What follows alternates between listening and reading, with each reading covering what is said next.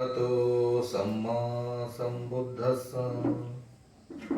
ಬುದ್ಧ ಧರ್ಮ ಸಂಘ ತ್ರಿರತ್ನಗಳಿಗೆ ನಮಿಸುತ್ತಾ, ಪರಮ ಪೂಜ್ಯ ಬೋಧಿಸತ್ವ ಬಾಬಾ ಸಾಹೇಬರ ಪಾದಗಳಿಗೆ ನಮಿಸುತ್ತಾ, ಎಲ್ಲ ಧರ್ಮ ಬಂಧುಗಳಿಗೆ ಇವತ್ತಿನ ಧರ್ಮ ಕಾರ್ಯಕ್ರಮಕ್ಕೆ ಸ್ವಾಗತವನ್ನು ಕೋರ್ತಾ ಇವತ್ತಿನ ಈ ಧರ್ಮ ಚರ್ಚೆಯನ್ನು ಶುರು ಮಾಡೋಣ. ಅಂಗುತ್ತರ ನಿಕಾಯ ಪಂಚಕ ನಿಪಾತದ 199ನೇ ಸೂತ್ರ, ಹಾಗೆ ಚತುರ್ಕ ನಿಪಾತದಲ್ಲಿ 255ನೇ ಸೂತ್ರ, ಕುಲ ಸೂತ್ರ. ಇಷ್ಟು ದಿನ ನಾವು ಎಲ್ಲ ಅಭ್ಯಾಸ ಮಾಡ್ತಾ ಇದ್ದೀವಲ್ವಾ, ಧರ್ಮವನ್ನು ಅಭ್ಯಾಸ ಮಾಡ್ತಾನೆ ಇದ್ದೀವಿ. ಆದರೆ ನಮ್ಮ ಈ ಸಾಮಾನ್ಯ ಜನಗಳು, ಉಪಾಸಕರು ಉಪಾಸಕಿಯರು ತಮ್ಮ ಜೀವನದಲ್ಲಿ ಧರ್ಮದಲ್ಲಿ ಬೆಳೆಯಬೇಕು ಅಂತಂತಂದರೆ ನಾವು ಯಾವ ಥರ ಪ್ರೋಗ್ರೆಸ್ ಆಗಬೇಕು, ಧರ್ಮದಲ್ಲಷ್ಟೇ ಅಲ್ಲ, ಜೊತೆಗೆ ನಮ್ಮ ಆರ್ಥಿಕವಾಗಿ ಅಥವಾ ನಮ್ಮ ಜೀವನದಲ್ಲಿ ಉನ್ನತ ಮಟ್ಟಿಗೆ ಹೋಗಬೇಕು ಅಂತಂದರೆ ನಾವೇನೆಲ್ಲ ಮಾಡಬೇಕು ಅಂತಕ್ಕಂಥದ್ರ ಬಗ್ಗೆ ಈ ಕುಲ ಸೂಕ್ತ ತಿಳಿಸ್ಕೊಡುತ್ತೆ. ಅದ್ರ ಬಗ್ಗೆ ಇವತ್ತು ಸ್ವಲ್ಪ ಚರ್ಚೆ ಮಾಡೋಣ. ಓಕೆ,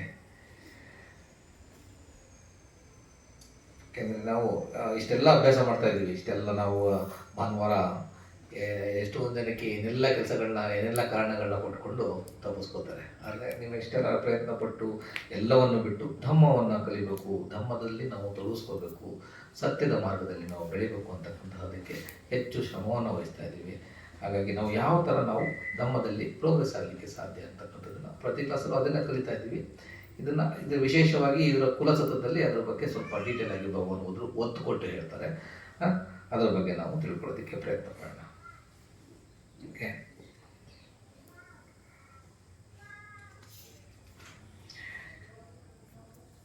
ಈಗ ನಾವು ಬಂತೇಜಿಗಳು ಮನೆಗೆ ಬರ್ತಾರಲ್ಲ, ಬಂತೇಜಿಗಳಿಗೆ ನಾವು ಯಾವ ಥರ ನೋಡ್ಕೋಬೇಕು,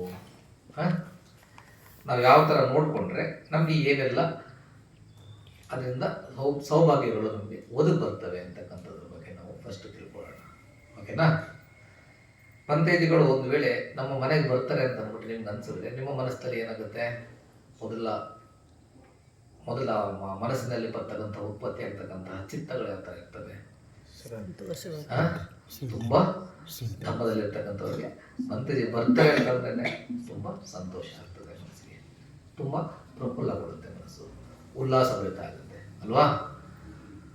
ಆ ರೀತಿ ಮನಸ್ಸನ್ನು ನಾವು ಬೆಳೆಸ್ತಾ ಇದ್ದೀವಿ ಅಂತಂತಂದರೆ ಆ ಧರ್ಮದಲ್ಲಿ ಅದು ನಮ್ಮನ್ನು ಸ್ವರ್ಗದ ಕಡೆಗೆ ತೆಗೆದುಕೊಂಡು ಹೋಗ್ತಕ್ಕಂಥ ಆ ಮನಸ್ಸು ಎಂಥ ಮನಸ್ಸು? ಅದು ತುಂಬ ಕುಶಲ ಚಿತ್ತದ ಮನಸ್ಸು ಅಲ್ವಾ? ಕುಶಲ ಏನು ಮಾಡುತ್ತೆ? ಕುಶಲ ಚಿತ್ತಗಳು ನಮ್ಮನ್ನು ಯಾವಾಗಲೂ ಕೂಡ ಉನ್ನತ ಸ್ತರಕ್ಕೆ ಕರ್ಕೊಡೋದು, ಮನಸ್ಸನ್ನು ಪ್ರಶಾಂತವಾಗಿಸಿರುತ್ತೆ ಅಲ್ವಾ? ಸೊ ಹಾಗಾಗಿ ಯಾವಾಗ ನಮ್ಮ ಮನಸ್ಸಿನಲ್ಲಿ ಅಂದರೆ ಬಂತೇಜಿಗಳು ಬರ್ತಾ ಇದ್ದಾರೆ ಅಂತ ಗೊತ್ತಾದ ತಕ್ಷಣ ಮನಸ್ಸು ಆನಂದಗೊಂಡಾಗ, ಪುಳಕಿತಗೊಂಡಾಗ ಅದು ನಮ್ಮನ್ನು ದೇವತೆಗಳ ಒಂದು ದೇವತೆಗಳ ಮನಸ್ಸು ಯಾವಾಗಲೂ ಸಂತೋಷಭರಿತವಾಗಿರ್ತವೆ, ಆನಂದಭರಿತವಾಗಿರ್ತವೆ. ಓಕೆ, ದೇವತೆಗಳು ಅಂತಂದರೆ ಮತ್ತೆ ಅದೇ ಇದಕ್ಕೆ ಹೋಗ್ಬಾರ್ದು ನಾವು. ದೇವತೆಗಳು ಅಂದರೆ ಉನ್ನತ ಸ್ಥಳದ ಜೀವಿಗಳು. ಓಕೆ, ದೇವರಲ್ಲ, ದೇವರು ಅಥವಾ ಸೃಷ್ಟಿಕರ್ತ ಅಂತಕ್ಕಂಥವ್ರೊಬ್ಬರು ಇದ್ದಾರೆ, ಅವರು ನಮ್ಮನ್ನು ಕಂಟ್ರೋಲ್ ಮಾಡ್ತಾರೆ, ನಮ್ಮ ಎಲ್ಲ ಆಗುಹೋಗುಗಳಿಗೆ ಅವರೇ ಕಾರಣ. ಆ ಥರದ್ದೆಲ್ಲ ಇಲ್ಲ ಭಗವಾನ್ ಬುದ್ಧರ ಧರ್ಮದಲ್ಲಿ. ಆ ಥರದ್ದು ಎಲ್ಲೂ ಕೂಡ ಭಗವಾನ್ ಬುದ್ಧರು ಅದನ್ನು ಹೇಳಿಲ್ಲ. ಓಕೆ, ದೇವತೆಗಳು ಅಂತ ಅಂದ್ಬಿಟ್ಟು ಸುಮಾರು ಕಡೆ ಉಲ್ಲೇಖ ಬರುತ್ತೆ. ವಿಮಾನವತ್ತು ಅಂತಕ್ಕಂತಹ ಒಂದು ಸೆಪ್ರೇಟ್ ಧರ್ಮದಲ್ಲಿ ಒಂದು ಪುಸ್ತಕನೇ ಇದೆ. ಅದರಲ್ಲಿ ದೇವತೆಗಳು ಅಂದರೆ ಯಾರು ಏನು ಅಂತಕ್ಕಂಥದ್ರ ಬಗ್ಗೆ ಡೀಟೇಲ್ಸ್ ಸಿಗುತ್ತೆ. ಬೇಕು ಅಂತಂದರೆ ಅದನ್ನು ಓದ್ಬೋದು ನೀವು. ಓಕೆ, ದೇವತೆಗಳು ಅಂದರೆ ಉನ್ನತ ನೆಲೆಯ ಜೀವಿಗಳು. ನಾವೇ ಅಲ್ಟಿಮೇಟ್ ಅಲ್ಲ, ನಮಗಿಂತ ಹೆಚ್ಚಿನ ಉನ್ನತ ಸ್ತರದಲ್ಲಿರ್ತಕ್ಕಂತಹ ಜೀವಿಗಳಿದ್ದಾವೆ. ಹಾಗೆಯೇ ನಮಗಿಂತ ಕೆಳ ಸ್ತರದ ಜೀವಿಗಳು ಇದ್ದಾವೆ. ಪ್ರಾಣಿಗಳು, ಪಕ್ಷಿಗಳು, ಪ್ರೇತಗಳು ಇವೆಲ್ಲ ನಮಗಿಂತ ಕೆಳ ಸ್ತರದ ಜೀವಿಗಳು, ತುಂಬ ದುಃಖದಲ್ಲಿ ಸಿಕ್ಕಾಕೊಂಡಿದ್ದಾವೆ. ಹಾಗೆಯೇ ನಮಗಿಂತ ಮೇಲ್ಸ್ತರದ ಜೀವಿಗಳು ಇದ್ದಾವೆ. ಅವು ನಮಗಿಂತ ಆಯಸ್ಸಿನಲ್ಲಿ ಮತ್ತು ಕಂಫರ್ಟಬಲ್ ಜೀವನದಲ್ಲಿ ನಮಗಿಂತ ಹೆಚ್ಚು ಕಂಫರ್ಟಬಲ್ ಆಗಿರ್ತಾರೆ ಅವರು. ಓಕೆ, ಅವುಗಳನ್ನು ದೇವತೆಗಳು ಅಂತ ಅಂದ್ಬಿಟ್ಟು ಕರೆದು. ಅವರೆಲ್ಲರೂ ದುಃಖದಿಂದ ಮುಕ್ತರಾದಂಥವರಲ್ಲ, ಅವರು ಕೂಡ ದುಃಖದಲ್ಲೇ ಇದ್ದಾರೆ. ಓಕೆ, ಅವರು ಕೂಡ ಈ ದುಃಖದಿಂದ ಮುಕ್ತರಾಗಲಿಕ್ಕೆ ಅವರಿಗೂ ಧರ್ಮದ ಅಗತ್ಯ ಇದೆ. ಭಗವಾನ್ ಬುದ್ಧರು ಪ್ರತಿದಿನ ರಾತ್ರಿ 10 ಗಂಟೆಯ ನಂತರ ಯಾವಾಗಲೂ ಕೂಡ ದೇವತೆಗಳಿಗೆ ಧರ್ಮವನ್ನು ಹೇಳಲಿಕ್ಕೆ ಸಮಯವನ್ನು ಮೀಸಲಾಗಿಡ್ತಾ ಇದ್ರು. ಓಕೆ, ರಾತ್ರಿ 8ರಿಂದ 10ರವರೆಗೆ ರಾಜರಿಗೆ ಹೇಳ್ತಾ ಇದ್ರು. ಅದಾದ ನಂತರ ದೇವತೆಗಳಿಗೆ ಭಗವಂತ ಧಮ್ಮವನ್ನು ಹೇಳ್ತಾ ಇದ್ರು. ರಾತ್ರಿ ಎಲ್ಲ ಹೇಳ್ತಾ ಇದ್ರು. ಅವರು ರೆಸ್ಟ್ ತಗೋತಾ ಇದ್ದು 2 ಗಂಟೆ ಮಾತ್ರ. 2 ಗಂಟೆಯಿಂದ 4 ಗಂಟೆವರೆಗೆ ಮಾತ್ರ ಅವರು ರೆಸ್ಟ್ ತಗೋತಾ ಇದ್ರು. ಅದು ಜಾಗೃತ ಭಾವದಲ್ಲಿ ಮಲಗ್ತಾ ಇದ್ರು. ಮತ್ತೆ 4 ಗಂಟೆಗೆ ಎದ್ದು ಹೇಳ್ತಾ ಇದ್ರು. 4 ಗಂಟೆಗೆ ಎದ್ದು ಅವರು ಮಹಾಕರುಣ ಸಮಾಪತ್ತಿಯಲ್ಲಿ ಎಲ್ಲವನ್ನ ಜಗತ್ತನ್ನ ವೀಕ್ಷಣೆ ಮಾಡ್ತಾ ಇದ್ರು. ಇವತ್ತು ನಾನು ಯಾರಿಗೆ ಧಮ್ಮವನ್ನು ಹೇಳಬೇಕು, ಯಾರಿಗೆ ಧಮ್ಮವನ್ನು ಹೇಳಿದ್ರೆ ಯಾರ ಮನಸ್ಸು ಪಕ್ವವಾಗಿದೆ ಅಂತ ಅಂದ್ಬಿಟ್ಟು ನೋಡ್ತಾ ಇದ್ರು. ಹಾಗೆ ಅವರು ನೋಡಿ ಅವರಿಗೆ ಸೂಕ್ತವಾದಂಥವರಿಗೆ ಧಮ್ಮವನ್ನು ಹೇಳ್ತಾ ಇದ್ರು. ಓಕೆ, ಹಾಗೆ ಸೊ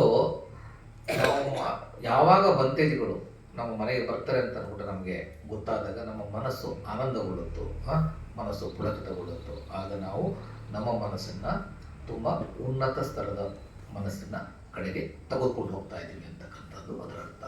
ಯಾಕೆ ಭಿಕ್ಕುಗಳು ಎಲ್ಲವನ್ನು ತ್ಯಾಗ ಮಾಡಿದ್ದಾರೆ?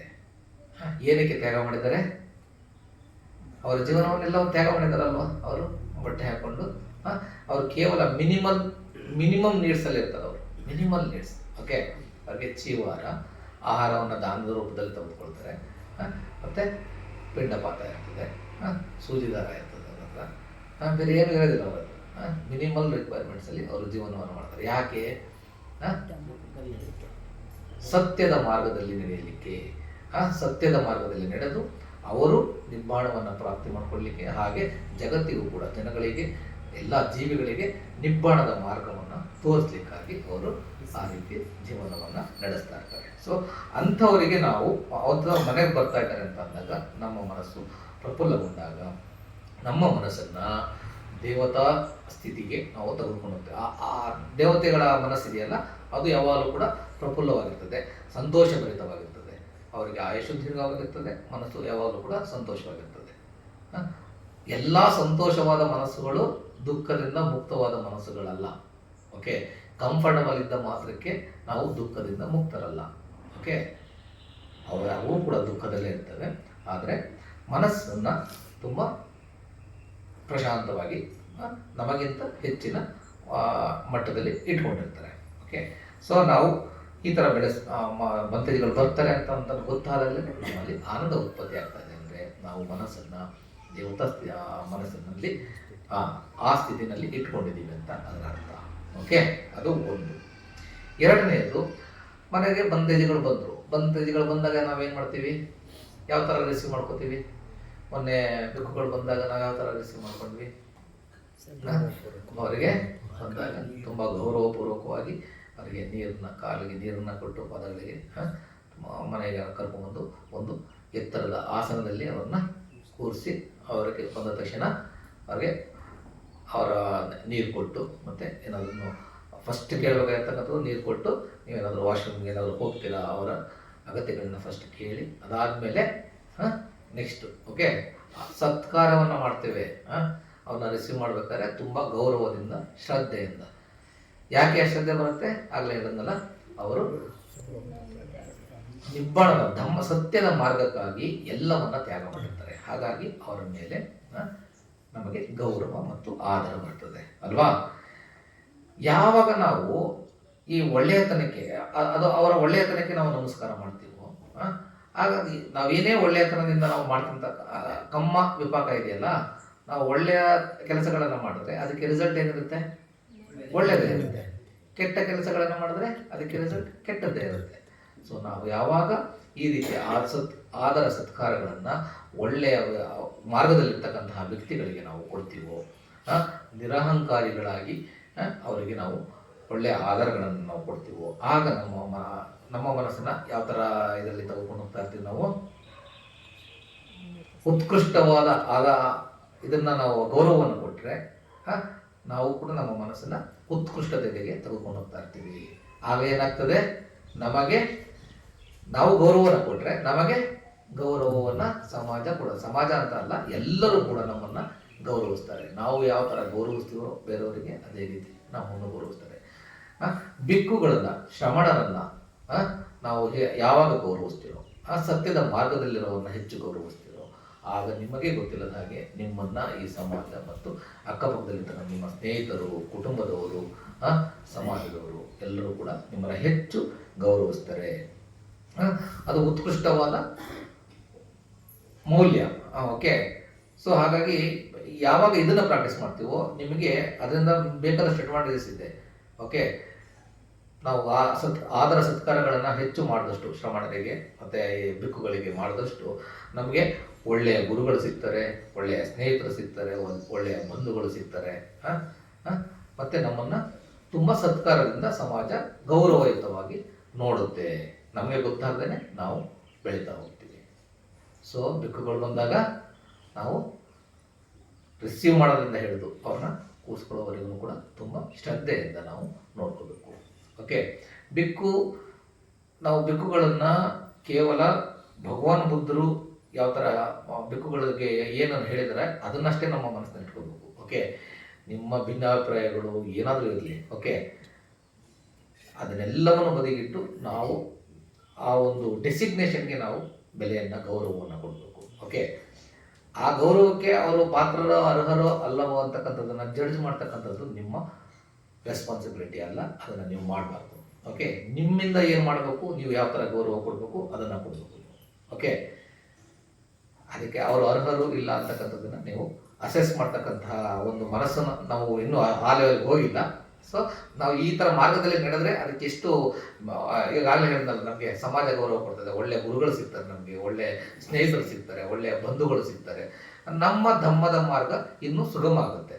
ಇಲ್ಲ ಅಂತಂತಂದರೆ ನಾವು ಮತ್ತೆ ಜಡ್ಜ್ ಮಾಡ್ಲಿಕ್ಕೆ ಸ್ಟಾರ್ಟ್ ಮಾಡ್ತಾವ ಅಂತಂತಂದರೆ ನಮ್ಮ ಧಮ್ಮ ಮಾರ್ಗ ಮತ್ತೆ ದುರ್ಗಮ ಆಗುತ್ತೆ.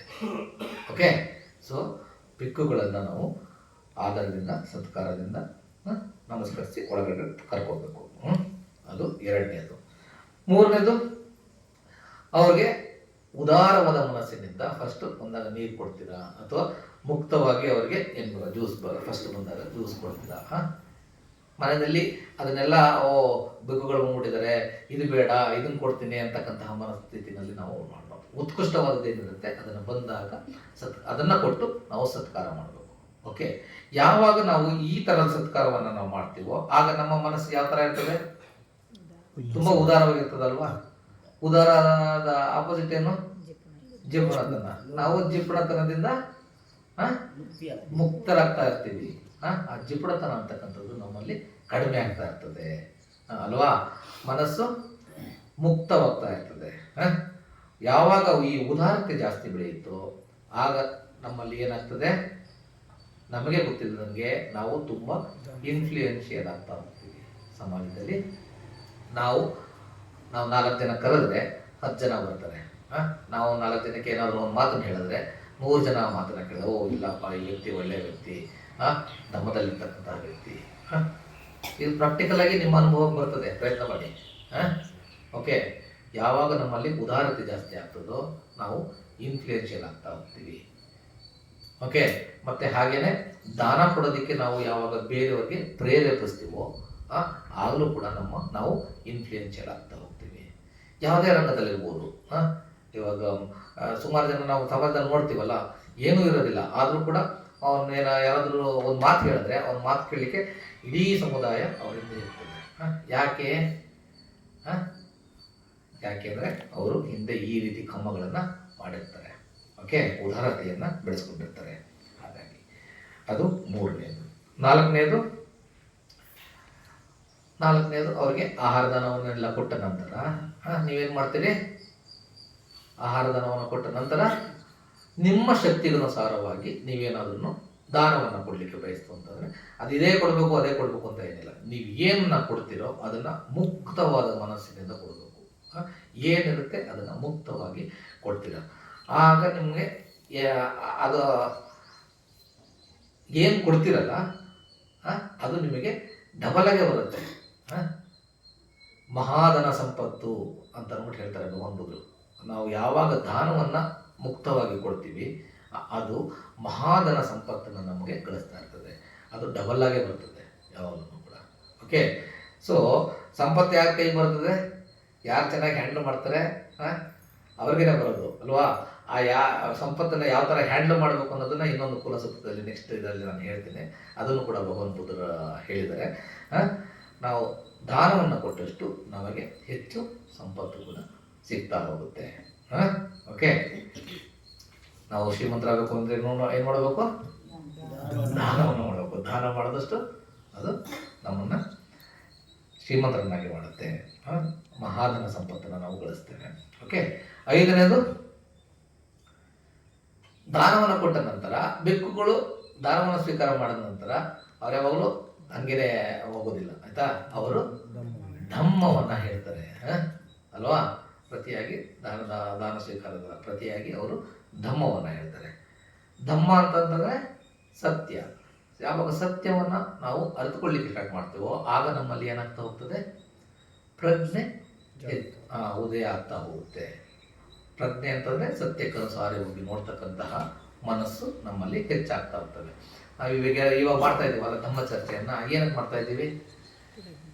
ಧಮ್ಮ ಚರ್ಚೆನ ಮಾಡ್ತಾ ಇರ್ತಕ್ಕಂಥದ್ದು ಸತ್ಯವನ್ನು ಯಥಾರ್ಥವಾಗಿ ನಾವು ನೋಡೋದಕ್ಕೆ ಪ್ರಯತ್ನ ಮಾಡ್ತಾ ಇರ್ತಕ್ಕಂತಹ ಒಂದು ಪ್ರಾಕ್ಟೀಸ್ ಇದು. ಓಕೆ, ಹಾಗೆ ಯಾವಾಗ ನಾವು ಮಂತೇಜಿಗಳು ನಮಗೆ ಧಮ್ಮವನ್ನು ಹೇಳ್ತಾರೋ ಆಗ ಧಮ್ಮವನ್ನು ಕೇಳಿ ನೀವು ಪ್ರಶ್ನೆಯನ್ನು ಮಾಡ್ತೀರಿ. ಪ್ರಶ್ನೆಯನ್ನು ಮಾಡ್ತೀರಿ ಅಂತಂದರೆ ಸತ್ಯವನ್ನು ತಿಳ್ಕೊಳ್ಳೋದಕ್ಕೆ ನೀವು ಪ್ರಶ್ನೆಯನ್ನು ಮಾಡ್ತೀರಿ. ಪ್ರಶ್ನೆಯನ್ನು ಮಾಡೋದು ನಿಮ್ಮನ್ನು ಪ್ರಜ್ಞೆಯೆಡೆಗೆ, ಉನ್ನತವಾದ ಪ್ರಜ್ಞೆಯೆಡೆಗೆ ನಮ್ಮನ್ನು ಕೊಂಡೊಯ್ಯುತ್ತೆ. ನಾವು ಪ್ರಶ್ನೆ ಮಾಡಬೇಕು ಯಾವಾಗಲೂ ಕೂಡ. ಪ್ರಶ್ನೆಯನ್ನು ಮಾಡ್ತಕ್ಕಂಥದ್ದು 2 ಥರ ಇದೆ. ಕೇವಲ ಲೌಕಿಕ ವಿಷಯಗಳ ಬಗ್ಗೆ ಮಾತ್ರ ನಾವು ಪ್ರಶ್ನೆ ಮಾಡ್ತಾ ಹೋಯ್ತು ಅಂತಂದರೆ ಅದು ನಮ್ಮ ಬುದ್ಧಿಯನ್ನು ಬೆಳೆಸ್ಬೋದು ಅಷ್ಟೇ. ತರ್ಕ ವಿತರ್ಕಗಳಿಗೆ ಮಾತ್ರ ನಾವು ಸೀಮಿತ ಆಗ್ಬೋದು. ಆದರೆ ಸತ್ಯವನ್ನು ತಿಳ್ಕೋಬೇಕು ಅಂತ ಅಂದ್ಬಿಟ್ಟು ನಾವು ಪ್ರಶ್ನೆಗಳನ್ನ ಮಾಡಿದಷ್ಟು ನಮ್ಮ ಮನಸ್ಸು ತಿಳ್ಕೊಳ್ತಾ ಹೋಗುತ್ತೆ. ಸತ್ಯವನ್ನು ಯಥಾರ್ಥವಾಗಿ ನೋಡ್ತಕ್ಕಂತಹದ್ದನ್ನು ಅರ್ಥ ಮಾಡ್ಕೊಳ್ತಾ ಹೋಗ್ತೀವಿ. ಓಕೆ, ಅದು ನಮ್ಮನ್ನು ಬೋಧಿಗಳಿಗೆ ಕರ್ಕೊಂಡು ಹೋಗುತ್ತೆ. ಓಕೆ, ಸೊ ಕೇವಲ ವಾದ ವಿವಾದ ಮಾಡೋದಕ್ಕಷ್ಟೇ ಅಲ್ಲ, ಏನೋ ಪ್ರಶ್ನೆಗಳನ್ನ ಕೇಳ್ತಕ್ಕಂಥದ್ದು. ನಮ್ಮ ಮನಸ್ಸನ್ನು ಬೆಳೆಸೋದಕ್ಕೆ ನಾವು ಯಾವಾಗ ಪ್ರಶ್ನೆಗಳನ್ನು ಕೇಳ್ತೀವೋ ಆಗ ನಾವು ಬೆಳಿತೀವಿ, ನಮ್ಮ ಅಕ್ಕಪಕ್ಕ ಇರ್ತಕ್ಕಂಥವ್ರನ್ನು ಬೆಳೀತಾರೆ. ಕೇವಲ ತಿಳ್ಕೊಂಡು ವಾದ ವಿವಾದ ಮಾಡಬೇಕು ಅಂತ ಅಂದ್ಬಿಟ್ಟೆ ಪ್ರಶ್ನೆ ಕೇಳ್ತಕ್ಕಂಥವ್ರು ಜಾಸ್ತಿ ಆಗ್ಬಿಟ್ಟಿದ್ದಾರೆ ಇತ್ತೀಚೆಗೆ ಅಲ್ವಾ? ಅರ್ಧ ತಿಳ್ಕೊತೀವಿ, ಅದರಲ್ಲಿ ಅರ್ಧಂಬರ್ಧ ಅರ್ಥ ಮಾಡ್ಕೊಂಡಿರ್ತೀವಿ, ಅದರಲ್ಲಿ ಮತ್ತೆ ನನ್ನ ನಾಲೆಡ್ಜ್ ತೋರಿಸೋದಕ್ಕೆ ಕ್ವಶನ್ಸ್ನ ಫ್ರೇಮ್ ಮಾಡಿ ಕೇಳ್ತೀವಿ ನಾವು.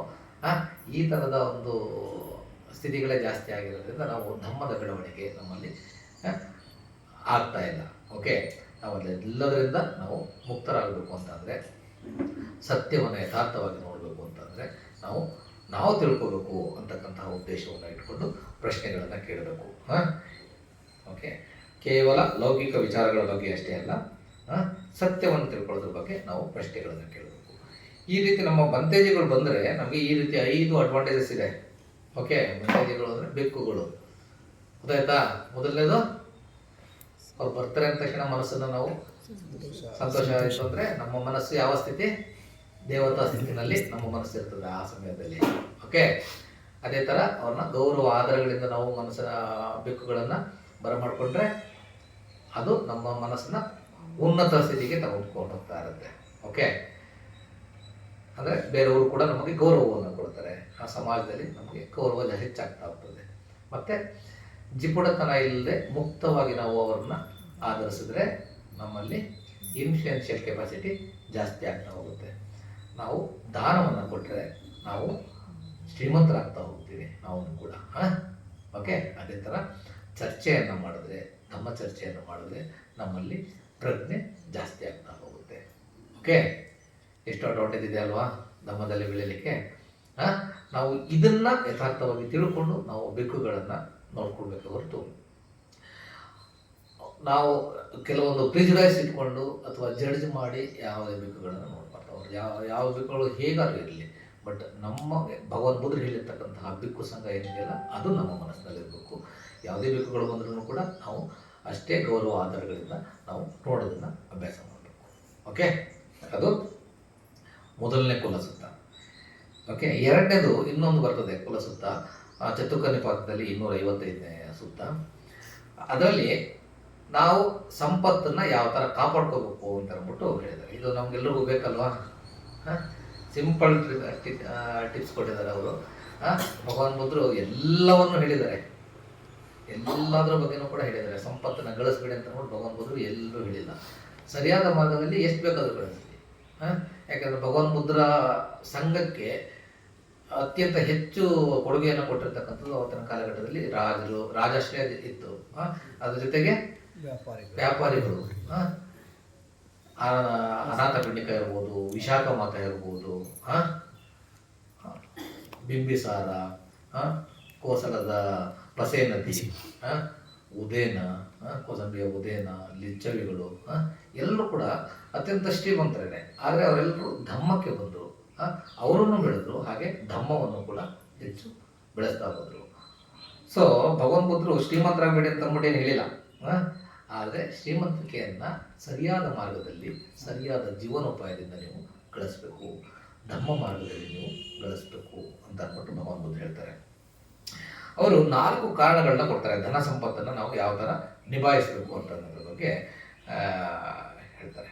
ಓಕೆ, ನಾವು ಧನ ಸಂಪತ್ತನ್ನು ನಾವು ಕಾಪಾಡ್ಕೋಬೇಕು ಅಂತಂದರೆ ಮೊದಲನೇದು, ವಸ್ತುಗಳು ಕಳೆದೋದಾಗ ಏನು ಮಾಡಬೇಕು? ವಸ್ತುಗಳು ಕಳೆದೋಯ್ತು ಅಂತಂದರೆ ಬಿಡಪ್ಪ, ಹೋದ್ರೆ ಹೋಯ್ತು, ಇನ್ನೊಂದು ತಗೊಳ್ಳೋ ಅಂತಂದ್ಬಿಟ್ಟು ಆ ಮನಸ್ಥಿತಿನೇ ಇತ್ತೀಚೆಗೆ ಜಾಸ್ತಿ ಆಗ್ತಾ ಇದೆ ಅಲ್ವಾ. ಇನ್ನೊಂದು ತಗೊಳ್ಳೋದು ಅಂತ ಅಂದ್ಬಿಟ್ಟು ಭಗವಾನ್ ಬುದ್ಧರು ಆ ಥರ ನೆಗ್ಲೆಕ್ಟ್ ಮಾಡಬಾರ್ದು ಅಂತ ಹೇಳ್ತಾರೆ. ಅದನ್ನು ಹುಡುಕೋದಕ್ಕೆ ಪ್ರಯತ್ನ ಪಡಬೇಕು. ಒಂದು ವೇಳೆ ನಾವು ಮರೆತು ಎಲ್ಲರೂ ಬಿಟ್ಟಿದ್ರೆ ಅದನ್ನು ನೆನಪಿಸ್ಕೊಳ್ಳೋದಕ್ಕೆ ಪ್ರಯತ್ನ ಪಡಬೇಕು. ನೆನಪಿಸ್ಕೊಂಡು ಮತ್ತೆ ನೆಕ್ಸ್ಟ್ ಟೈಮು ಆ ಥರ ಆಗದೇ ಇರೋ ರೀತಿಯಲ್ಲಿ ನಾವು ಮನಸ್ಸನ್ನು ಬೆಳೆಸೋದಕ್ಕೆ ನಾವು ಪ್ರಯತ್ನ ಪಡಬೇಕು. ಓಕೆ, ಇದು ಮೊದಲು. ಇಲ್ಲ ಅಂತಂತಂದರೆ ಎಲ್ಲವನ್ನು ಹೋಗ್ಲಿ ಬಿಡು, ನಾ ಇನ್ನೊಂದು ತಗೊಂಡ್ರಾಯ್ತು ಅಂತ ಹೋದರೆ ಅಂಥವ್ರು ಸಂಪತ್ತನ್ನು ಕಳ್ಕೊಬಿಡ್ತಾರೆ. ಅದು ಮೊದಲನೇದು. ಎರಡನೇದು, ವಸ್ತು ಯೂಸ್ ಮಾಡಿ ಮಾಡಿ ಮಾಡಿ ಹಳೇದಾಯ್ತು ಅಂತಂದರೆ ಬಿಸಾಕ್ಬಿಡೋದ ಅಲ್ವ? ಎಷ್ಟು ದಿನ ನಮ್ಮ ಕೈಲಿ ಸಾಧ್ಯನೋ ಅಷ್ಟು ದಿನ ನಾವು ಅದನ್ನು ಹಳೆದನ್ನು ಯೂಸ್ ಮಾಡಬೇಕು. ಕೆಟ್ಟತು ಅಂತಂದರೆ ಅದನ್ನು ರಿಪೇರಿ ಮಾಡಿಸ್ಬೇಕು. ರಿಪೇರಿ ಮಾಡಿ ಅದನ್ನು ಎಷ್ಟು ಸಾಧ್ಯನೋ ಅಷ್ಟನ್ನು ವಸ್ತುಗಳನ್ನು ನಮ್ಮ ಇದಕ್ಕೆ ಅನುಕೂಲಕ್ಕೆ ನಾವು ಯೂಸ್ ಮಾಡಬೇಕು. ಓಕೆ, ಗೌರವಯುತವಾಗಿ ಯೂಸ್ ಮಾಡಬೇಕು. ಓಕೆ, ಗೌರವಯುತವಾಗಿ ಯೂಸ್ ಮಾಡಬೇಕು ಅಂತ ಅಂದ್ಬಿಟ್ಟು ಭಗವಾನ್ ಬುದ್ಧರು ಹೇಳ್ತಾರೆ. ಶ್ರೀಮಂತಿಕೆ ಅಂತಕ್ಕಂಥದ್ದು ವಸ್ತುಗಳನ್ನು ಅಗೌರವದಿಂದ ಕಾಣೋದಕ್ಕಲ್ಲ, ಹಳೇದಾಯಿತು ಅಂತಂದ್ಬಿಟ್ಟು ಬಿಸಾಕ್ಲಿಕ್ಕಲ್ಲ. ಓಕೆ, ನಾವು ವಸ್ತುಗಳನ್ನು ಗೌರವಯುತವಾಗಿ ಕಾಣಬೇಕು. ಇಲ್ಲ ಅಂತಂತಂದರೆ ಸಂಪತ್ತನ್ನು ನಾವು ಕಳ್ಕೊಳ್ತಾ ಹೋಗ್ತೀವಿ. ಭಗವಾನ್ ಬುದ್ಧರ ಕಾಲದಲ್ಲಿ ಒಮ್ಮೆ ಪಸೆ ನದಿ ರಾಜ ಒಂದು ದಾನದ ಕಾರ್ಯಕ್ರಮ, ಮಹಾದಾನ ಅಂತ ಅನಿಸುತ್ತೆ. ಒಬ್ಬ ಉಪಾಸಕ ಭಗವಾನ್ ಬುದ್ಧರ ಸಂಘಕ್ಕೆ 500 ಚಿವಾರಗಳನ್ನು ದಾನ ತಂದು ಕೊಡ್ತಾರೆ. 500 ಚಿವಾರಗಳನ್ನ ತಂದು ಕೊಟ್ಟಿದ್ದನ್ನು ಪಸೆ ನದಿ ನೋಡ್ತಾನೆ. ಅವನಿನ್ನೂ ಧಮ್ಮದಲ್ಲಿ ಪಕ್ವ ಆಗಿರಲ್ಲ ಇನಿಷಿಯಲಿ. ಅದನ್ನು ನೋಡಿ ಅವನಿಗೆ ಅನುಮಾನ ಬರ್ತದೆ. ಆನಂದ್ ಬಂತೇಜಿ ಹತ್ರ ಹೋಗಿ ಕೇಳ್ತಾನೆ, ನೀವು 500 ಚಿವಾರಗಳನ್ನ ತೆಗೆದುಕೊಂಡಲ್ಲ, ಇದನ್ನು ಏನು ಮಾಡ್ತೀರಾ ನೀವು ಅಂತ ಅಂದ್ಬಿಟ್ಟು. ನಾವು ಯಾವ್ಯಾವ ಬಿಕ್ಕುಗಳಿಗಿಲ್ಲ ಆ ಬಿಕ್ಕುಗಳಿಗೆ ಕೊಡ್ತೀವಿ ಅಂತಂದ್ಬಿಟ್ಟು ಹೇಳ್ತಾರೆ. ಆಯಿತು, ಇವಾಗ ಎಲ್ಲ ಬಿಕ್ಕುಗಳ ಹತ್ರನೂ ಇದೆ, ಆವಾಗ ನೀವು ಈ ಚಿವಾರಗಳನ್ನ ಏನು ಮಾಡ್ತೀರಾ ಅಂತ ಹೇಳ್ತಾರೆ. ಯಾರ್ದು ತುಂಬ ಹಾಳಾಗಿದೆ, ಹರಿದೋಗಿದೆ ಅಂಥವ್ರಿಗೆ ಕೊಡ್ತೀವಿ ಅಂತ ಹೇಳ್ತಾರೆ. ಹರಿದೋದ್ಮೇಲೆ ಅದಕ್ಕೆ ನೆಕ್ಸ್ಟ್ ಆ ಚಿವಾರ ಏನು ಮಾಡ್ತೀರಾ ನೀವು ಅಂತ ಹೇಳ್ತಾರೆ. ಅದನ್ನು ಒಳ ಉಡುಪುಗಳಾಗಿ ಧರಿಸ್ತೀವಿ ನಾವು ಅಂತ ಹೇಳ್ತಾರೆ. ಚಿವರದಲ್ಲಿ 3 ಬರ್ತದೆ, ಒಳ ಉಡುಪುಗಳಾಗಿ ಧರಿಸ್ತೀವಿ ಅಂತ ಹೇಳ್ತಾರೆ. ಮತ್ತೆ ಅದು ಹಳತ್ತಾಗಿ ಹರಿದೋಯ್ತು ಅಂತಂದ್ರೆ ನೆಕ್ಸ್ಟ್ ಏನು ಮಾಡ್ತೀರಾ? ಅದಕ್ಕೆ ಮೇಲ್ಗಡೆಗೆ ಒಂದು ಉಡುಪು ಬರ್ತದೆ ಚಿವರದಲ್ಲಿ, ನಾವು ಅದನ್ನು ಮಾಡಿಕೊಂಡು ನಾವು ಅದನ್ನು ಯೂಸ್ ಮಾಡ್ತೀವಿ ಅಂತ ಹೇಳ್ತಾರೆ. ಮತ್ತೆ ಅದನ್ನು ಕೂಡ ಹಳೇದಾಯ್ತು ಅಂತಂತಂದರೆ, ಹರಿದೋಯ್ತು ಅಂತಂತಂದರೆ ಆಮೇಲೆ ಏನು ಮಾಡ್ತೀರಾ? ಅದನ್ನು ನಾವು ಮಲಗಬೇಕಾದ್ರೆ ಹೊಸ್ಕೊಳ್ಳೋದಕ್ಕೆ ನಾವು ಯೂಸ್ ಮಾಡ್ತೀವಿ ಅಂತ ಹೇಳ್ತಾರೆ.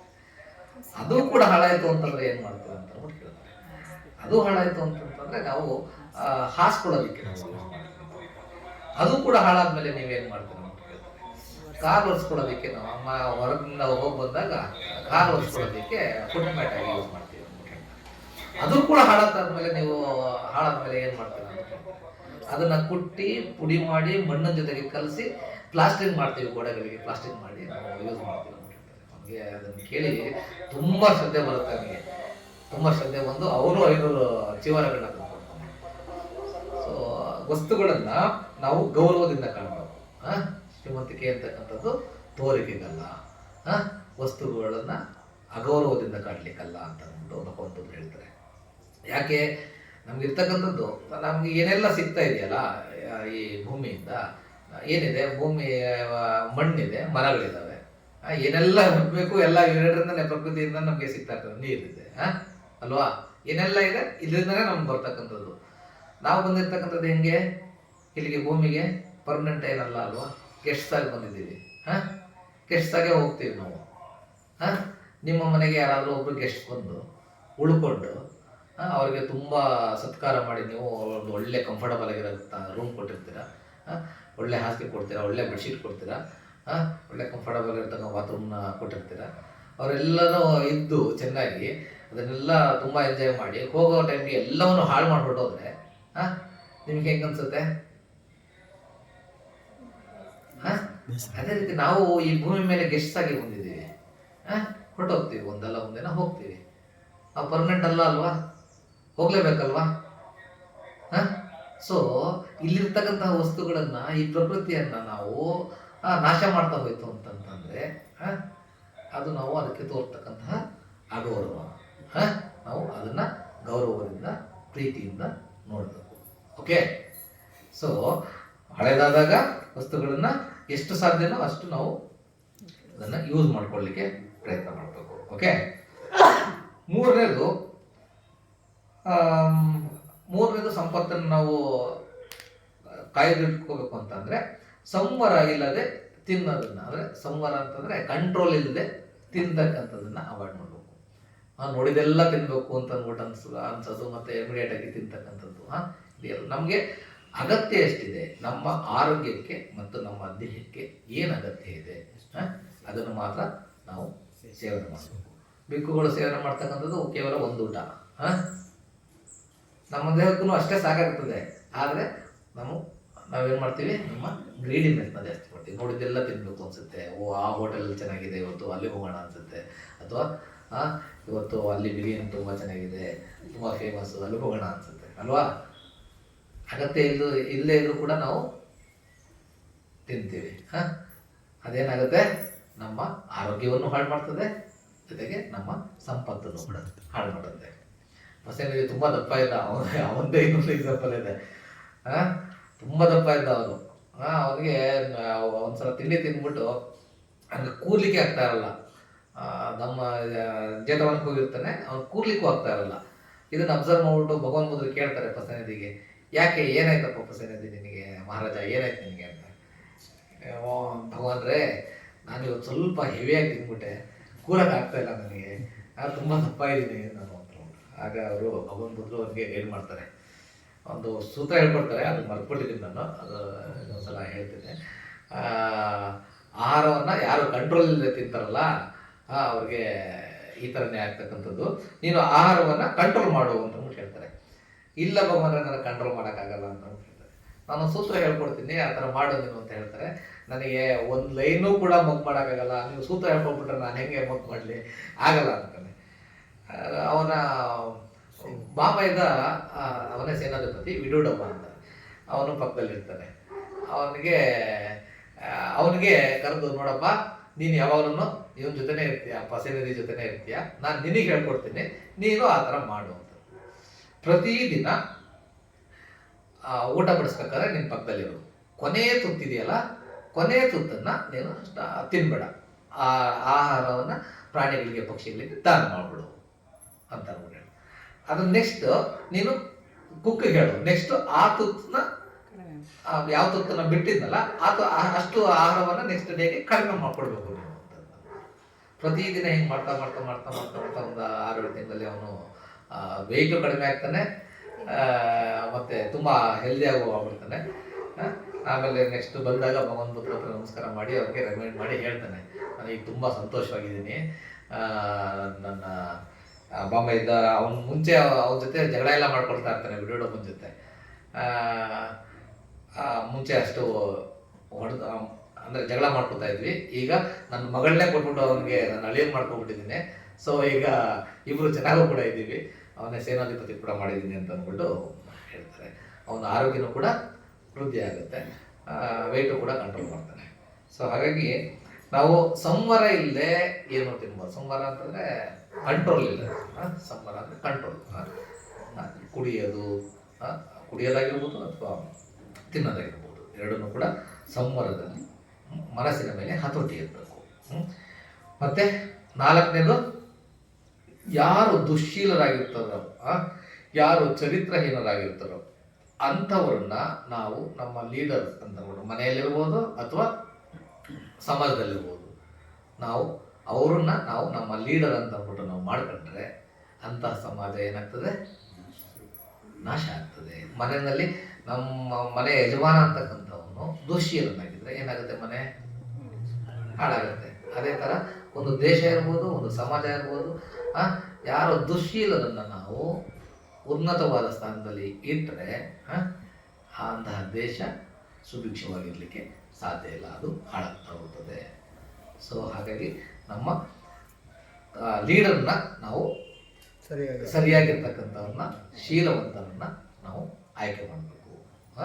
ಶೀಲವಂತರು ಅಂದರೆ ಧರ್ಮದಲ್ಲಿರುವ, ಅದು ಕುಟುಂಬದಲ್ಲಾಗಿರ್ಬೋದು, ಒಂದು ಊರಾಗಿರ್ಬೋದು, ಒಂದು ರಾಜ್ಯ ಆಗಿರ್ಬೋದು, ಒಂದು ದೇಶ ಆಗಿರ್ಬೋದು, ಯಾವುದೇ ಆಗಿರ್ಬೋದು. ಲೀಡರ್ ಕರೆಕ್ಟಾಗಿದ್ದರೆ, ಶೀಲವಂತನಾಗಿದ್ದರೆ ಅದು ಸುಭಿಕ್ಷವಾಗಿರುತ್ತೆ. ಇಲ್ಲ ಅಂತಂದರೆ ಅದರ ಸಂಪತ್ತು ನಾಶ ಆಗುತ್ತೆ.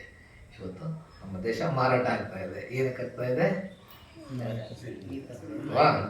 ಹಾಗಾಗಿ ಓಕೆ, ಸಾಲದ ಸುಳಿಯಲ್ಲಿ ಸಿಗಾಕೊಂಡಿದೆ. ಈ ಹುಟ್ಟ ಮಗು ಮೇಲೆ 4.5 ಲಕ್ಷ ಸಾಲ ಇದೆ ಅಲ್ವಾ?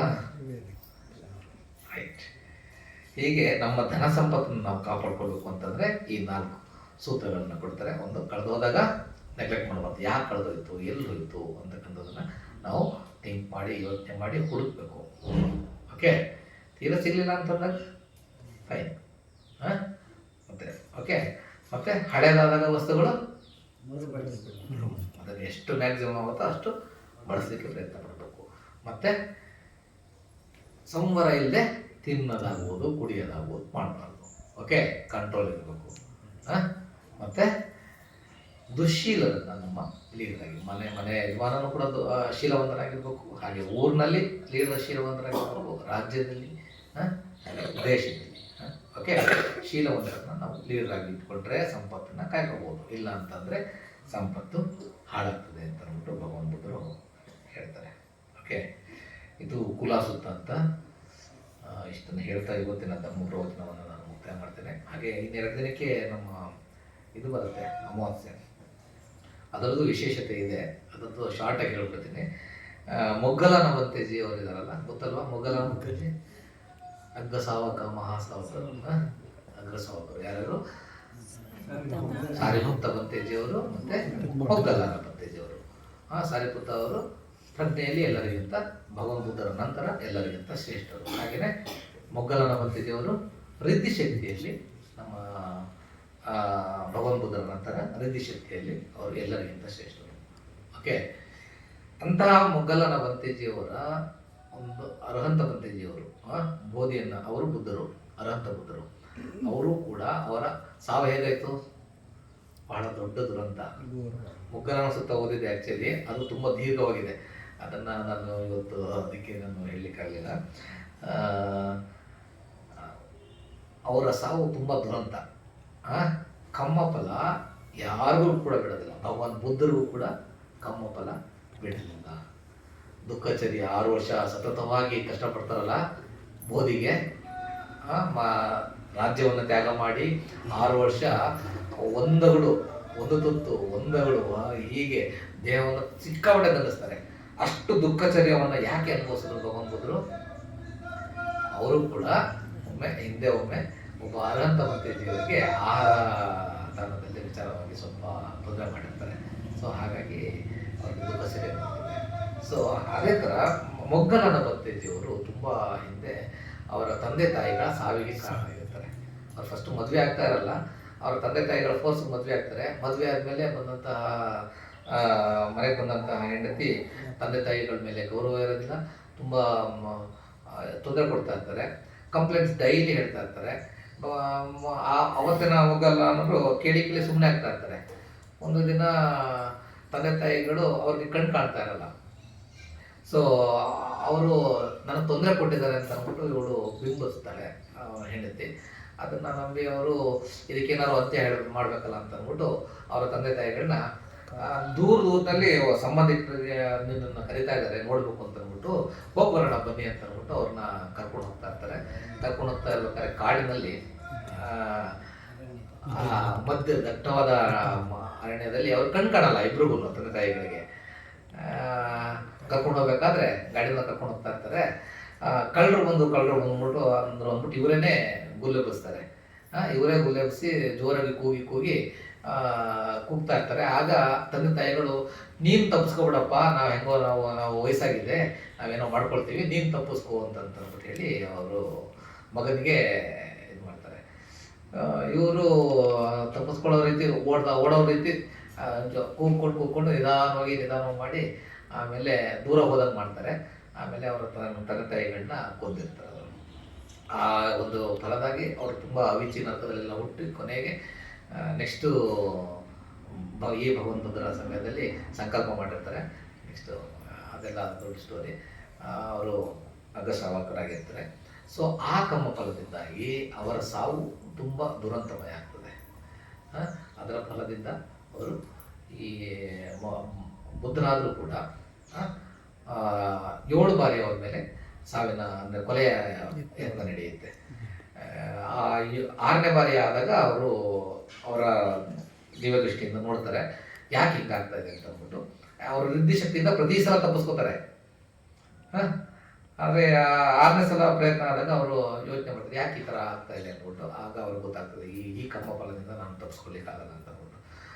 ಅರ್ಹಂತರ ಮನಸ್ಸುಗಳು ಬಹಳ ಪ್ರಶಾಂತವಾಗಿರ್ತಾರೆ. ಅವರು ಕೂಡ ಅವರು ಸಾವಿಗೆ ನಿಂಬಾಣ ಹೊಂದಲಿಕ್ಕೆ ಅವರು ಅಂಜೋದಿಲ್ಲ. ಸೊ ಭಗವಾನ್ ಬುದ್ಧರ ಆಶೀರ್ವಾದ ಪಡ್ಕೊಂಡು ನಾನು ಪರಿನಿಬ್ಬಾಣದ ಸಮಯ ಬಂದಿದೆ, ನನಗೆ ನಾನು ಪರಿನಿಬ್ಬಾಣವನ್ನು ಪಡ್ಕೊಳ್ತೀನಿ ಅಂತ ಅಂದ್ಬಿಟ್ಟು ಹೇಳಿ ಸಂಕಲ್ಪ ಮಾಡಿ ಅವರು 7ನೇ ಬಾರಿ ಅವ್ರಿಗೆ ಅವರ ಸಾವಿನ ಕೊಲೆಯ ಪ್ರಯತ್ನದಲ್ಲಿ ಅವರನ್ನೇ ಸರೆಂಡರ್ ಆಗ್ತಾರೆ. ಅವ್ರನ್ನ ಕಳೆದು ಕೊಚ್ಚಿ ಸಾಯಿಸಿದ್ದು ಮುಖಲನ್ನ ಬಂದಿದೆ. ಸೊ ಈ ಅಮಾವಾಸ್ಯೆ ದಿನ ಅವರ ಪರಿನಿಬ್ಬಾಣ ಆಗಿತ್ತು. ಸಾರಿಪುತ್ತ ಅವತ್ತು ಹುಣ್ಣಿಮೆ ದಿನ. ಇವತ್ತು ಯಾವಾಗಲೂ ಕೂಡ ಬುದ್ಧರ ಉದಯ ಆದಾಗ ಅವರ ಅಗ್ರಶ್ರಾವಕರು 2 ಶಿಷ್ಯರು ಯಾವಾಗಲೂ ಕೂಡ ಅವರಿಗಿಂತ ಮುಂಚೆನೆ ಪರಿನಿಬ್ಬಾಣವನ್ನು ಹೋಗ್ತಾರೆ. ಅದಾದಮೇಲೆ ಮಹಾಪರಿನಿಬ್ಬಾಣ ಭಗವಾನ್ ಬುದ್ಧರು ಅಂತಕ್ಕಂಥದ್ದು. ಓಕೆ, ಅದು ಅದರದ್ದು ಒಂದು ಇಂಪಾರ್ಟೆನ್ಸು. ಇಷ್ಟನ್ನು ಹೇಳ್ತಾ ಇವತ್ತಿನ ಧರ್ಮಚರ್ಚೆಯನ್ನು ನಾನು ಕೊನೆಗೊಳಿಸ್ತೀನಿ. ಭವತು ಸರ್ವಮಂಗಳಂ ರಕ್ಷಂತು ಸರ್ವದೇವತಾಂ ಸರ್ವಬುದ್ಧಾನುಭಾವೇನ ಸರ್ವಧರ್ಮಾನುಭಾವೇನ ಸರ್ವಸಂಘಾನುಭಾವೇನ ಸದಾ ಸುಖೀ ಭವಂತು ತೇ.